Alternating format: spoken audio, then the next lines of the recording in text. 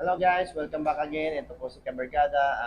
Ngayon po, usapang basketball na po muna ang pag-uusapan natin ngayong video na to.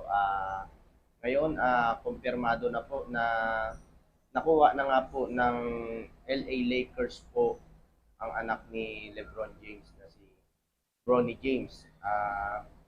Yun nga po, medyo pinatagal pa po nila. Kukunin din pala ng LA Lakers.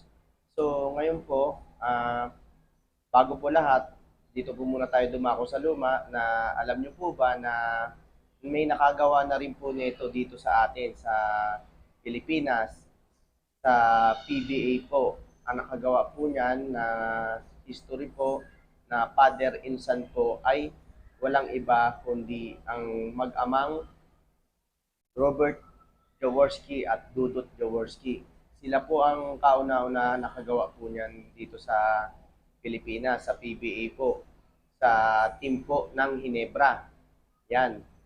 Opo. At ang pinaka maganda pa pong nagawa nila sa history po din ng PBA ay dahil sa father and son na nagawa nila na nagsama sila sa isang team, si Jaworski at saka si Dudut Jaworski, ay nakapag-champion pa po sila, nakatikim pa po sila ng champion sa PBA. Kung di po ako nagkakamali, ayan yung kalaban po yata nila ay ang Alaska yata noon. Paki-correct na lang po ako kung mali po ako doon. Pero ang ano po doon ay nakapag-champion po sila sa PBA.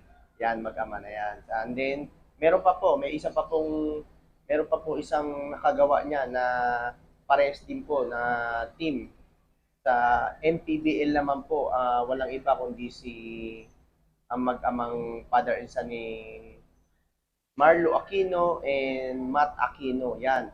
Naglaro po yan sa NPBL sa may Bacoor Strike. Yan, sa team na yan. Nagsama po silang dalawa dyan.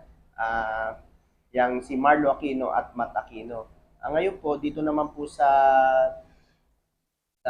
Lakers, yun nga po, si Bronny James na na-drop na nga po siya ng Lakers. Kasama niya magiging ama niya, ay, magiging, sorry po, ang kanyang ama na si LeBron James, makakasama niya. So, ayun na nga, gumawa na naman po nga ng history itong si LeBron James sa kanyang sarili na gusto niya nga po na makasama ang kanyang anak sa NBA. Bago lamang siya mag-retire. Pero sa tingin ko po, hindi pa po siguro magre-retire itong si LeBron James. Gagawa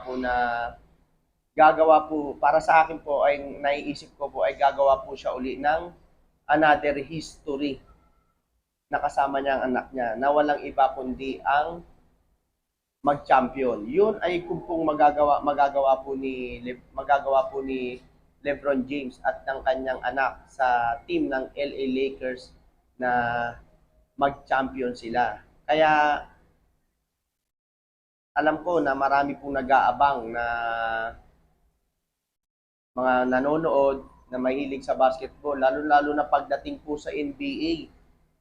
Iaabangan nila yan, yung tambalang Bronny James at LeBron James.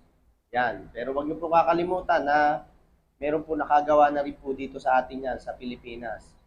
Si Robert Jaworski at Dudut Jaworski. Yan. Mag-ama po yan na kauna-una nakagawa po dito sa Pilipinas ng father and son sa PBA, sa isang team po, yan, sa Hinebra. So maraming salamat po. Hanggang dito na lang po ulit ang usapang basketball po muna natin sa oras na ito at video na ito. Maraming salamat po.